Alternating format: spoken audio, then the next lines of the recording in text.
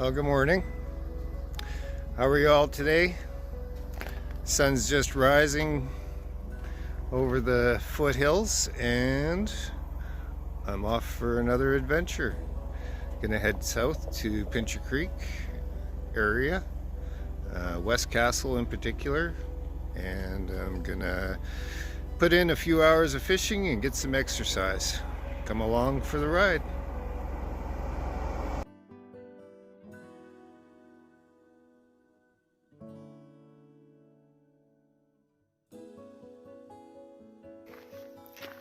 Well, I made it. So, I'm gonna have to hit the loo here because when I put on my chest waders and get into my belly boat, it's going to be nip and tuck because I've been into the coffee this morning and yeah, I just won't want to get out of the lake, especially after going through the hassle of putting everything on and getting into the water. But here's what I'm looking at. A beautiful morning. The sun's just trying to peek out through the clouds. And looks like the water level has dropped probably about a foot since I've last been here. Almost maybe a foot and a half. But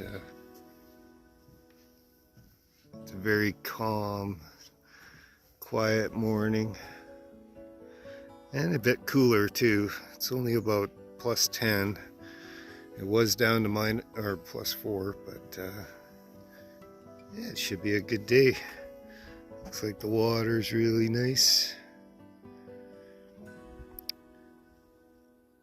And it looks like the weeds are not so prolific this year, so that's a good thing too. I always hate, get your line out and pulling in weeds left, right, and center, and you never know if you have a fish or something like that on there. See the alarms going off, sorry about that. Anyways, I'm gonna get geared up here and hopefully have a great day fishing and maybe bring home some food and enjoy this wonderful little bit of time that I have in this morning here, and we'll see how it goes. Catch up to you later. I just want to add some value. I've had many people that have aspired to do what I do and can you teach me and things like that, so I would just like to share a little bit about my equipment. So I'm going to document these things. So I got my headset on, but I'm going to turn the camera around.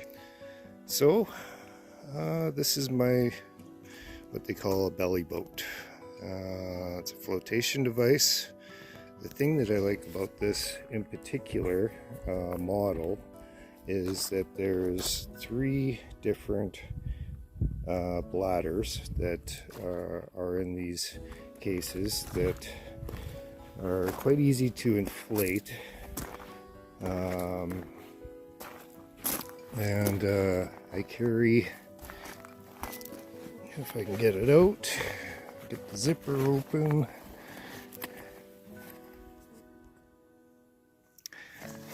They're inflated by this apparatus here. So you just turn this open, and I have a double pumper which inflates them fairly fast. So that being said, like I said, it's 3 different bladders. So in the unfortunate case you might puncture one via your hook and line, or pulling in a fish, some kind of freak accident or whatever, at least you have 2 separate bladders that will keep you afloat.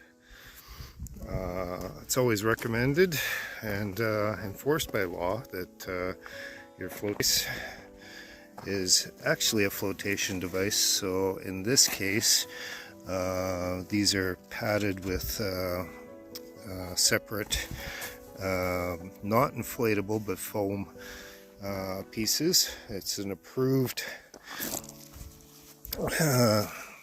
personal flotation device, and it does have these straps here that go between your legs and then would hook up with the front part of the vest there, so it anchors you into it so you don't slide out of it. So a lot of people, when they use these kind of boats, they have the neoprene waders, but usually a hard boot. You can see that I've had to repair my boot and repair the heel because they do wear out, and you do you know, a little bit of walking across the gravel to get to the lake, or maybe you're up in a mountain or whatever. The good thing about these is they're completely collapsible and you can fold them up into a pack, and it would provide you a little more flexibility as far as packing space goes. But whatever floats your boat, pun intended. I do like the flexibility of my ankles, because when I'm wearing my flippers, it gives me freedom of movement and allows the muscles to work properly throughout my leg. You know, you get out there for about 3-4 hours, and if you don't do it on a regular basis and you're not quite as active as you should be, you can develop muscle cramps, and that's your motive of propulsion, is to keep your legs moving and to keep flowing. But you know, if you relax into it and you're familiar with the nature of water, like anything in nature, you don't push against it, you work with it. And I can make progress across the lake at a fairly rapid pace.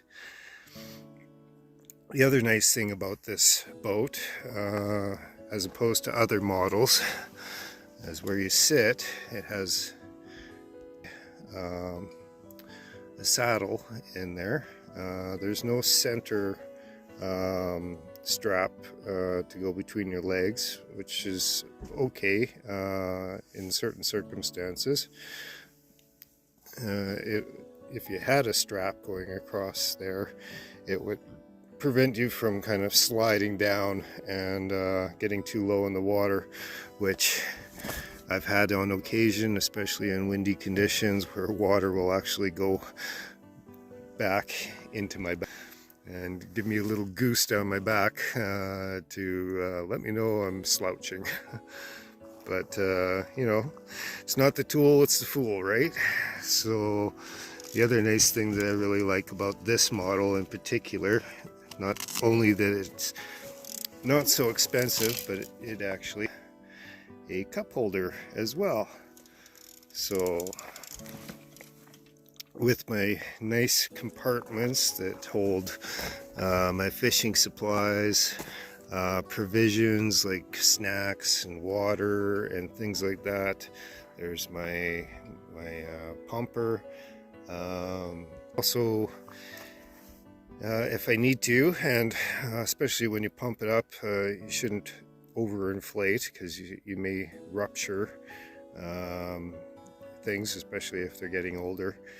So you want to start a little bit underinflated, as well as when you get into the water, the temperature change, the water to the air will also decrease the pressure in your bladders. So in this model in particular, I don't need an electric pump to actually pump it up.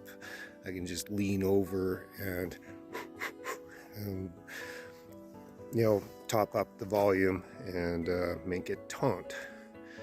So that's a little bit about my technology that I have aspired to use. I am a fly fisherman, so it works quite well. It still keeps me out of the water.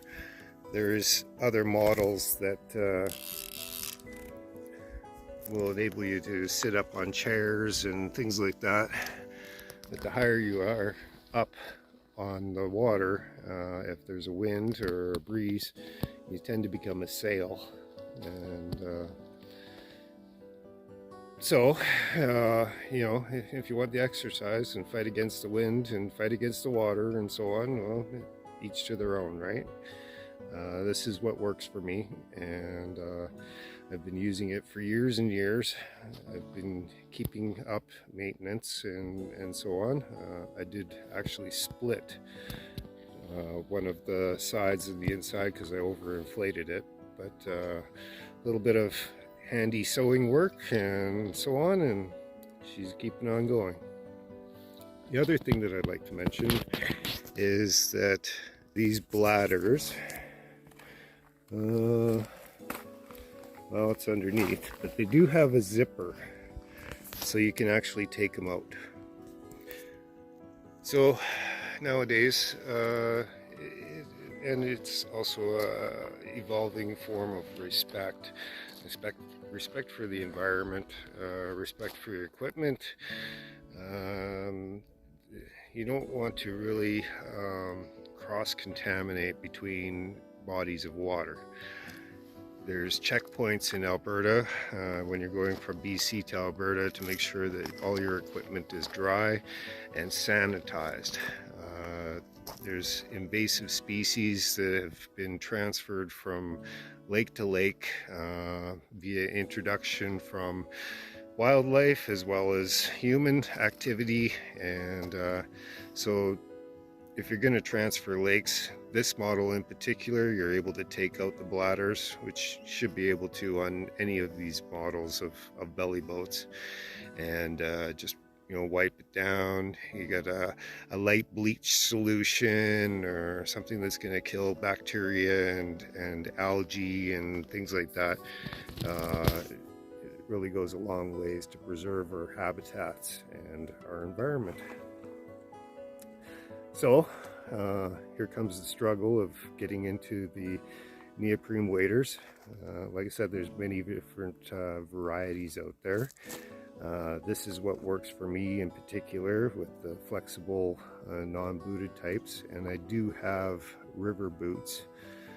They have a felt pad on the bottom, so it provides me with grip, and I can, you know, traverse or portage along the side of a river in my hip waders and provide my neoprene waders with some protection.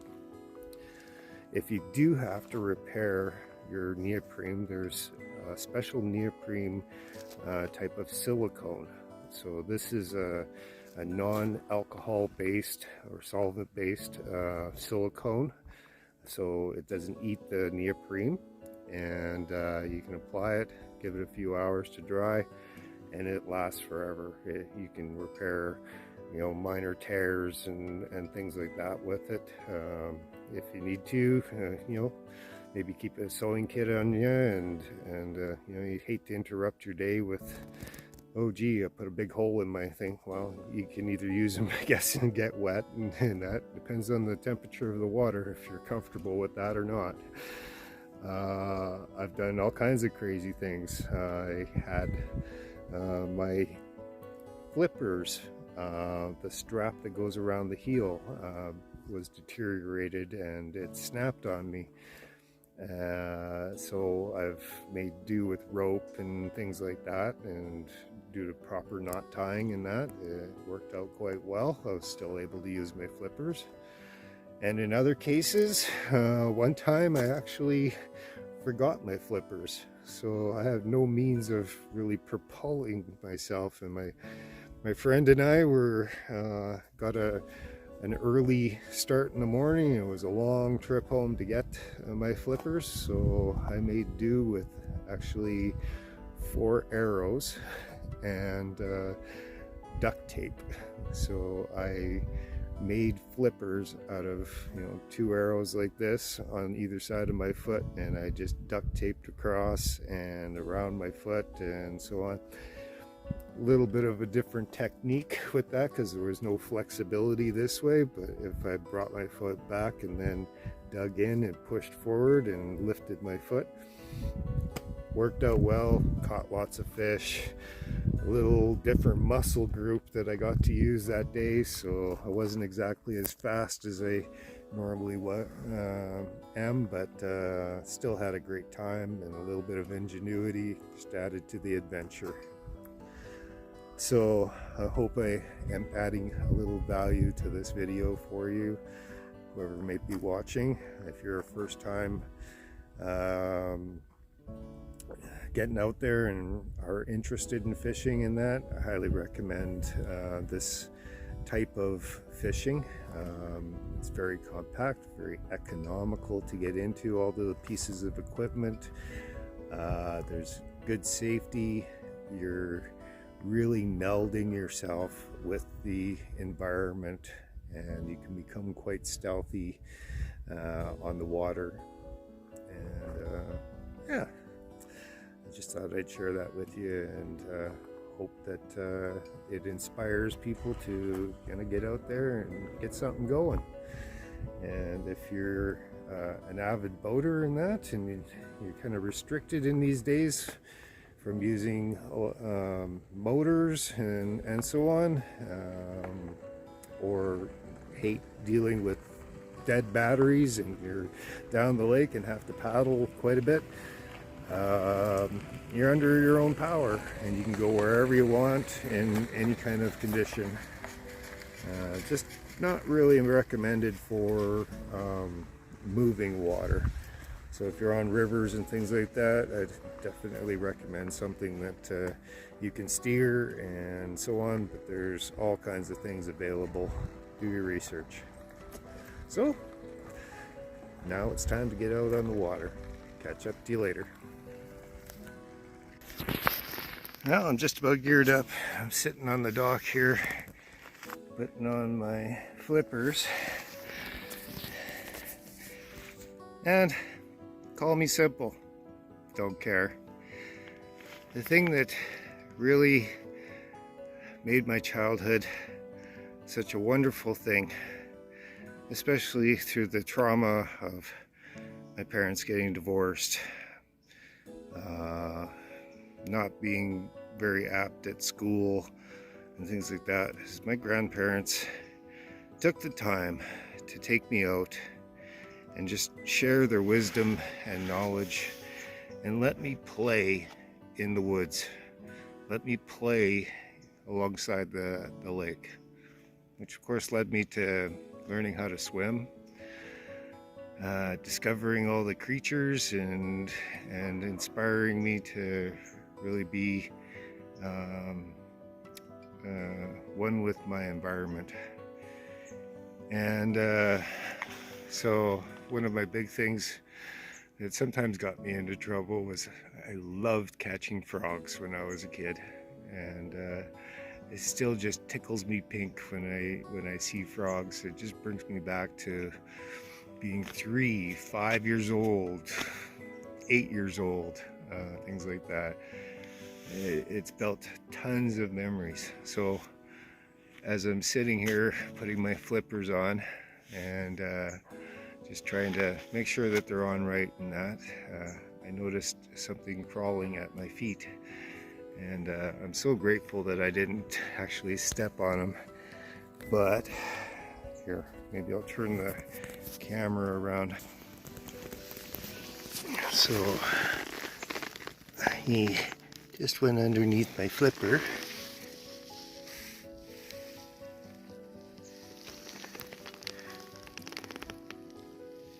And, oh, there he is.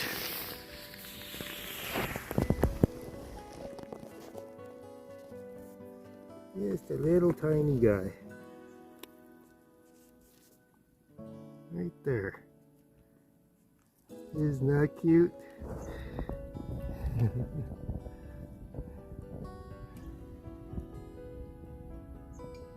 Yeah.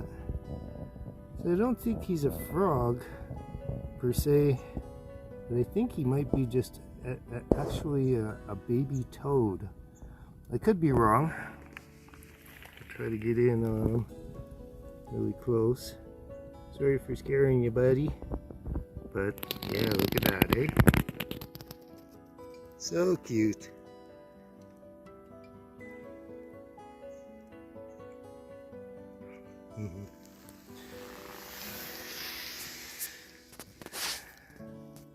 So wonderful. Sure brought a smile to my face. Made me remember my grandparents. They're long since gone now. And just wonderful memories. Really grounds me out. And I hope you like that. And just one more thing to note. Look before you step. You never know what life you might be disturbing. Catch up to you soon.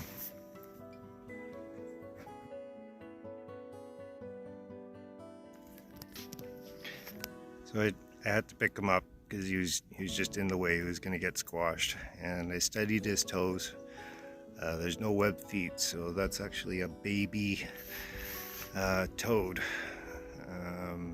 I've actually found them on Table Mountain, just behind me. I don't know if they migrate.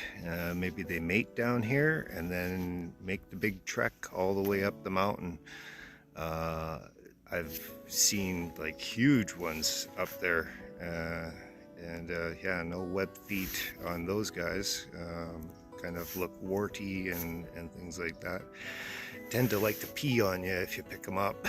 But last year this lake was just full of tadpoles, really big tadpoles, and I looked it up, and they have a cycle to them that every so often there's a huge mating spree that goes on, and so that may be some of the offspring from this year's batch. I don't think it's only 1 year that they do things, but there's quite a few less this year. Last year the shores were just black with them. But anyways, I moved him out of the way so he wouldn't get disturbed, and had to pick him up and study him a little bit just to, you know, this world's a contact sport, and my hands are clean, and so I'm not contaminating them or anything like that. And I just put him underneath the dock to be out of harm's way. Anyways, onwards.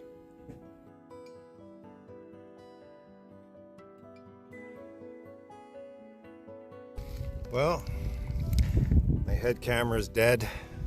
Forgot to charge my batteries. What do you do? But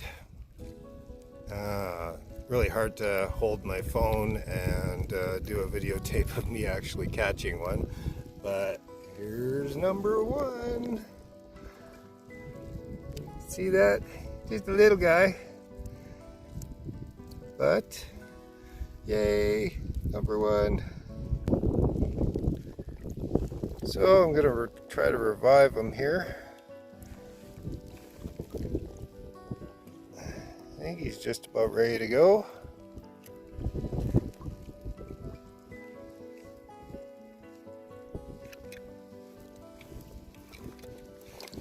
And there he goes.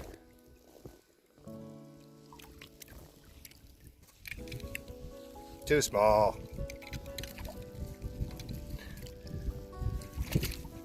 So, yay, number one. Nothing else happens today between a frog and my first fish. Awesome.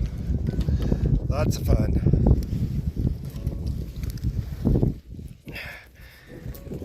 And I smell like fish now. So, success. And I'm using a fullback green and deer hair, no, not a deer hair, pheasant fly. I think it's fullback caddis, I don't know. Everybody's got their expertise. Mine is not remembering names of flies. It's like, yeah, it's green and it's brown, looks like this, and it works today, so I'll stick with it for a while. Like I said, everybody's got their knack. I've got the knack of catching. Some people have the knack of explaining every little part and detail of their equipment. Kudos, catch fish too, awesome. So, not to say that I can't actually learn these things or remind myself what they're called. I know a few of them. But, yeah, success, number one.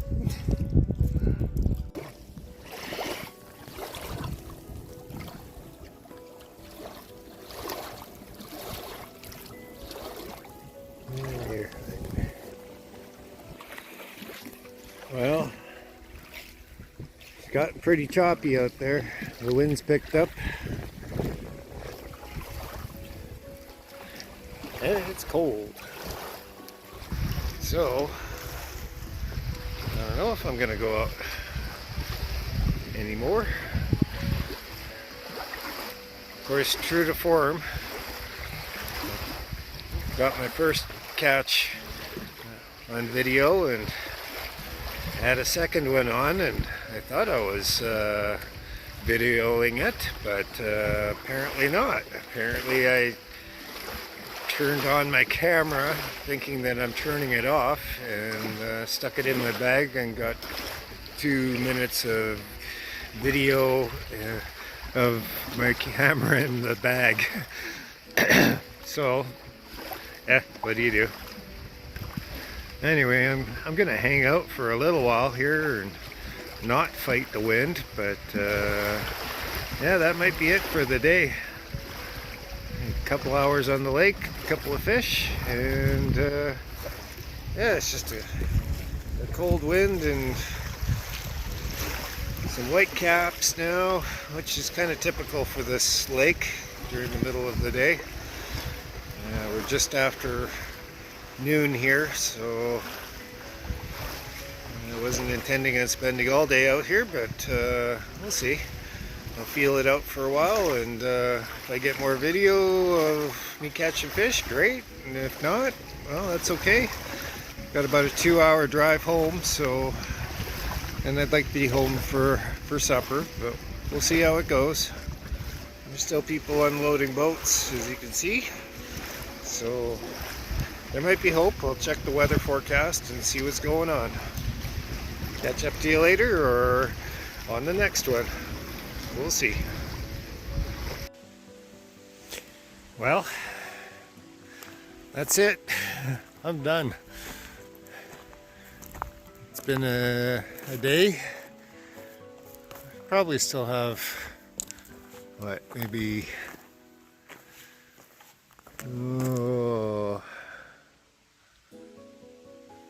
maybe 5 hours left of daylight, but I got a 2-hour drive home and just plain worn out.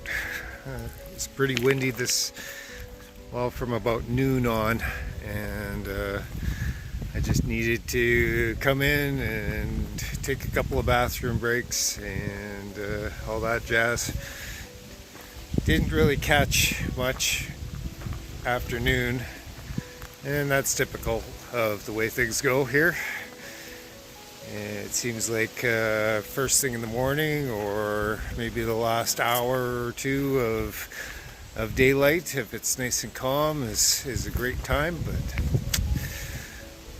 needless to say, got a few bites this afternoon, and I'm starting to get hungry for supper, so onwards home. I guess if I see anything interesting, I'll let you guys know, but otherwise, beautiful scenery, one of my favorite lakes, Beaver Mines, and yeah, this is basically all possible because I'm taking a sabbatical from work and just spending some good quality time because I've just been running myself to death. So hopefully you've enjoyed this video as much as I've been enjoying being out here in the woods and just kind of reliving some of my childhood memories here. I've been coming here since I was 12. My grandfather decided it was a little bit too far to go out to Doreen Lake, which was north of Vernon, BC. So we decided to stay in Alberta, and yeah, we frequented Police Outpost Lake, which is another beautiful lake. Kind of have to hit it a little bit early in the season before the weeds kind of really grow up. Cold years it tends to get frozen out because it's a bit of a shallower lake. It's only maybe 2 miles from the Canadian-US border. Lots of bears, and but beautiful scenery. It's basically you're at the foot of Big Chief Mountain down there when the sun hits that mountain just right, it's an awesome sight. It's like literally our Native American chief as wearing his head regalia with all the feathers and so on. The mountain looks identical. Even so much as at sometimes you can even pick out like facial features. Truly a magical place. But I haven't made it there this year, and well, we'll see what happens. But anyways, I just took a little walk to kind of walk off the exercise that I did with my legs today. Really good workout for my stomach, my back, my upper and lower legs, especially my calves, and my shins, front and back.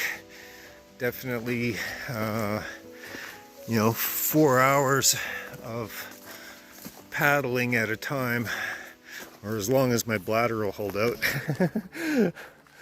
It's definitely a good workout, and it kept me interested. There's lots of action, just not such a big fish, and I'm going away empty-handed, but that's okay. Let those little guys grow up to be bigger for another day. This campground is really full too. All season I was checking out the website, because it used to be first come first serve, but nowadays everything's done online, so early bird gets the worm. I suppose I could have watched it for maybe cancellations or things like that, but it's hour 50 minutes from my house, and lots to see along the way.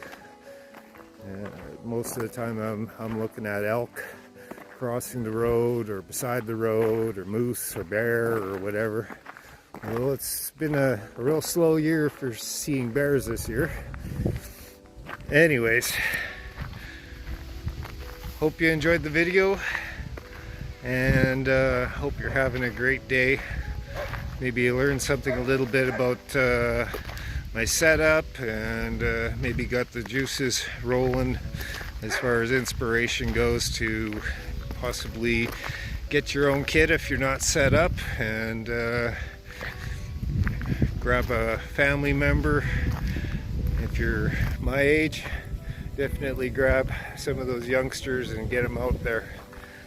It's where life is made, dreams are made, and when times get tough, you can always get onto those memories, and can bring a smile to their faces when times are tough. So enjoy. We'll catch you in the next one. Have a good one.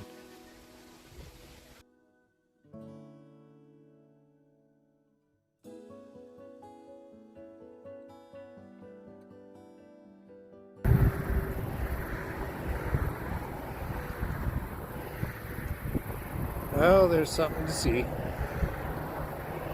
Just before Chain Lakes,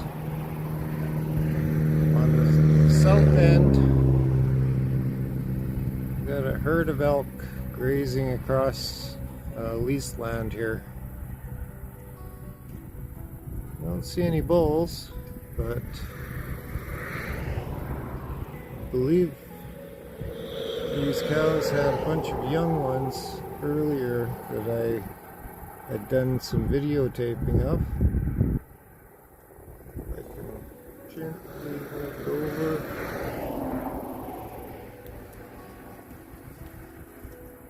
These might be heads.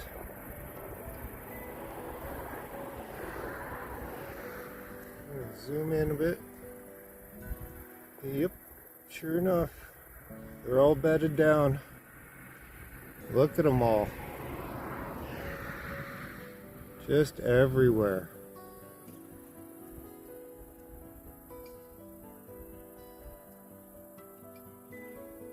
They sure blend in well.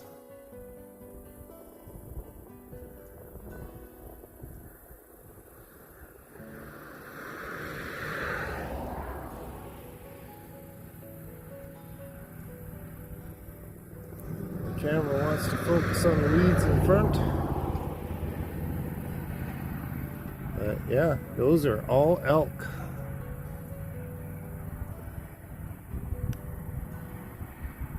Fantastic.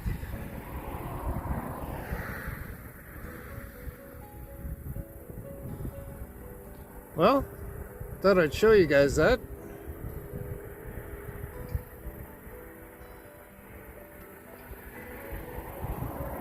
Trying to be as steady as I can. But all those black dots, all elk heads. Sorry, the wind's kind of jiggling things around. Trying to keep it as steady as possible. Oh, there's a bull.